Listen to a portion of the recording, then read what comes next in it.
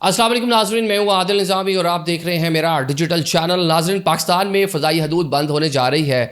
वजूहात क्या हैं फ़ज़ाई हदूद बंद होने की? उस टाइम पीरियड में हो रहा है जब ऑलरेडी इस रीजन के अतराफ़ में जो फ़ज़ाई ट्रैफ़िक है बिल्कुल मुतासिर होकर रह चुकी है और दर्जनों की तादाद में एयरपोर्ट्स बंद हैं और दर्जनों की तादाद में जो एयरलाइंस हैं उनके जहाज़ ग्राउंड होकर खड़े हुए हैं। तो पाकिस्तान में क्यों हो रहा है ये आपको बताएंगे। और सेकेंडली, मिडल ईस्ट में इस टाइम क्या सूरत हाल है जनाब, और कौन कौन सी कंट्रीज़ ऐसी हैं जिनकी एयर स्पेस सिस्टम खुल गई है, कौन कौन सी एयरलाइंस है जिसने दोबारा से अपना जो फ़्लाइट ऑपरेशन है उसको रिज्यूम किया, और कहाँ अभी तक जहाज़ स्टिल वैसे के वैसे खड़े हैं, ये भी आपको बताते हैं। व्लॉग शुरू करने से पहले एक हम्बल रिक्वेस्ट है जो आप लोगों से करनी है। हमारा फेसबुक पर एक पेज आदिल निज़ामी स्पीक्स के नाम से, क्योंकि जंग और ये सारे मामलात पर हम आपको लम्हा बा लम्हा कह लें कि हम आपको बता रहे होते हैं व्लॉग के अंदर कि क्या सूरत हाल है।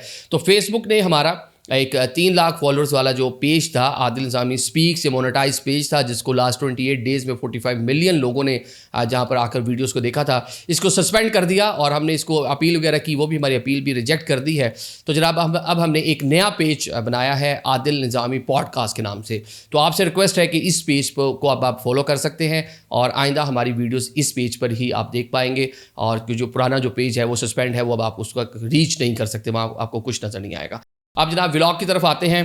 हुकूमत पाकिस्तान ने, पाकिस्तान की एयरपोर्ट जो अथॉरिटी है उसने जनाब एक नोटम जारी किया है जिसके मुताबिक 16 मार्च को सुबह 8:30 से लेकर रात 10:30 तक, सुबह 8 बजे से लेकर रात तकरीबन 10, साढ़े 10, 11 बजे तक जो इस्लामाबाद की एयर स्पेस है वो मुकम्मल तौर पर बंद होगी। और इस्लामाबाद का इंटरनेशनल एयरपोर्ट जो पाकिस्तान का दूसरा मसरूफ़ तरीन हवाई अड्डा है, ये जनाब मुकम्मल तौर पर बंद होगा। किसी किस्म की लैंडिंग और टेक ऑफ यहाँ से नहीं हो पाएगी। और साथ ही जनाब जो लाहौर की एयर स्पेस है उसमें उसके जो 6 सेक्टर्स हैं उधर उसके लिए भी नोटम जारी किया गया है कि वह उस रेंज के अंदर भी किसी किस्म का कोई जो कमर्शियल परवाज़ है उसको आने की इजाज़त नहीं होगी।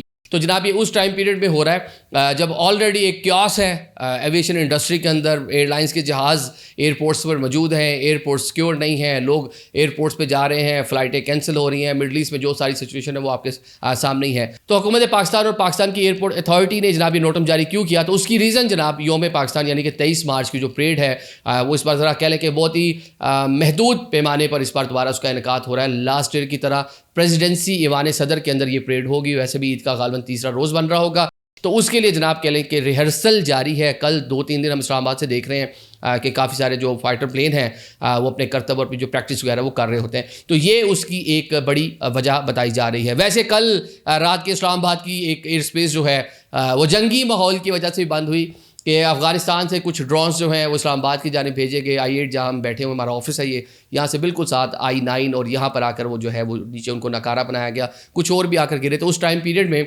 इस्लामाबाद का जो इंटरनेशनल एयरपोर्ट है वहाँ पर लैंडिंग और टेक ऑफ को चंद मतलब कह लें कि मखसूस थोड़े से टाइम के लिए, आधा पौने घंटे के लिए जो फ़्लाइट ऑपरेशन है वो आपका मुतासिर हुआ था। मतलब कि यहाँ भी हालात उस तरह नहीं हैं और शायद मेरे ख्याल से कि वहाँ से ऑब्जेक्ट आना मार के हक इंडिया वाले मामले के बाद पहली बारी मैंने देखा कि इस्लामाबाद की एयर स्पेस इस तरह बंद हुई है। अब ज़रा बात कर लेते हैं जनाब मिडल ईस्ट की, जहाँ पर बिल्कुल जो फ़्लाइट ऑपरेशन है वो अभी भी मुतासिर है। दुबई से कुछ फ़्लाइट्स ऑपरेट हो रही हैं लेकिन अभी तक वो मखसूस और महदूद पैमाने पर काम हो रहा है। वहाँ पर सिर्फ ऐसे पैसेंजर्स को वहाँ दुबई के रास्ता इस्तेमाल करने की इजाज़त है जिनकी अगला जो फ़्लाइट है वो कंफर्म है। क्योंकि ऐसा ना हो कि जिस तरह अभी लेट्स सपोज कि एमिरेट्स की एक फ़्लाइट पाकिस्तान आ रही है, यहाँ से पैसेंजर लेकर वो दोबारा दुबई गई और दुबई से उसने आगे अमेरिका जाना है, अमेरिका वाली फ़्लाइट नहीं है, दोबारा से लोग वहाँ स्टक ना हो जाए। क्योंकि 30,000 लोग ऑलरेडी वहाँ पर स्टक हुए थे, जिसकी वजह से वहाँ की जो हुकूमतें हैं उन्होंने फैसला किया कि ऐसे लोग जिनकी कन्फर्म आगे की फ़्लाइट होगी उन्हीं को ट्रांजिट की इजाज़त दी जाएगी।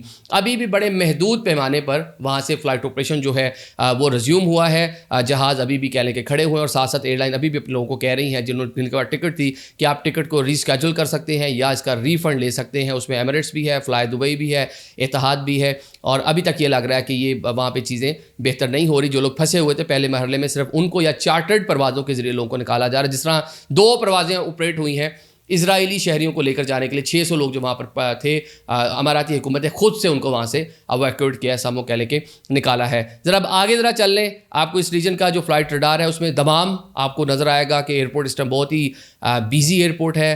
किंग फहद इंटरनेशनल एयरपोर्ट है जनाब ये। और ऑन द अदर साइड जनाब आपको रियाद में आप देखें आपको लैंडिंग टेक ऑफ नज़र आएगी, या दुबई में भी आपको जहाज़ नज़र आ रहे हैं लेकिन उतने नहीं है जितने माजी में नज़र आते थे। अबू धाबी से अगर आगे आप शुरू हो जाएँ تو رڈار میں اگر آپ دیکھیں بالکل آپ کو اسپیس خالی نظر آئے گی. آپ کو قطر بالکل خالی نظر آئے گا, بحرین بالکل خالی نظر آئے گا. بحرین تو دمام کا جو ایئرپورٹ ہے اس کے ذریعے اپنے فلائٹ آپریشن کو اس نے ریزیوم کر رکھا ہے.